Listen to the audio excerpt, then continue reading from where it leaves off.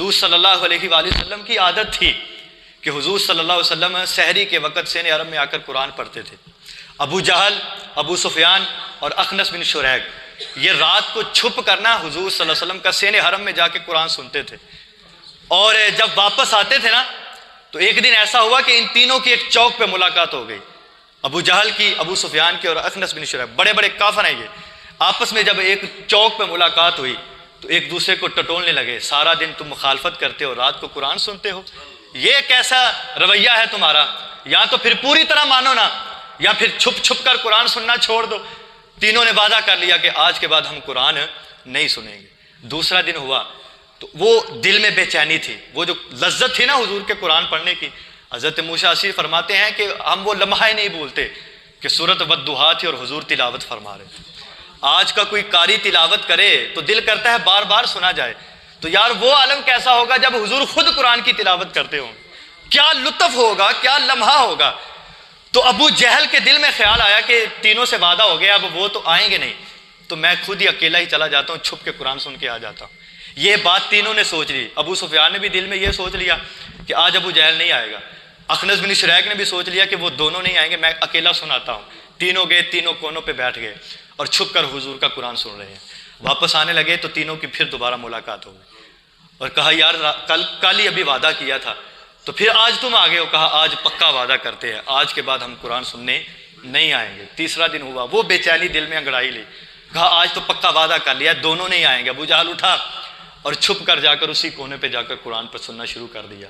جب واپس آنے لگے تو تینوں ایک جگہ پھر جمع ہو گئے اور شرمندگی سے سر جھکا لیا، کہا یار اتنے کچے وعدے ہیں تمہارے، ہم تینوں ہی اپنے وعدے پہ پورا نہیں اتر سکے، آج ہم قسم اٹھاتے ہیں کہ آج کے بعد قرآن نہیں سنیں گے۔ یہ کہہ کے واپس چلے گئے۔ ابو جہل، ابو سفیان تو سو گئے، یہ اخنس بن شریک اس کو نیند نہ آئے، اٹھا اور ایک ڈنڈا ہاتھ میں لیا، ابو سفیان کے پاس آیا اور دروازہ کھٹکھٹایا۔ ابو سفیان باہر نکلا، کہا یار سچی بات بتا، ڈنگی نہیں مارنی، جھوٹ نہیں بولنا، یہ بتا تو قرآن 2 دن سنتا رہا ہے، 3 دن سنتا رہا ہے، تو کیا سمجھا ہے، اس کے بارے میں تیری رائے کیا ہے، اور جھوٹ نہیں بولنا، اس میں ڈنڈی نہیں مارنی۔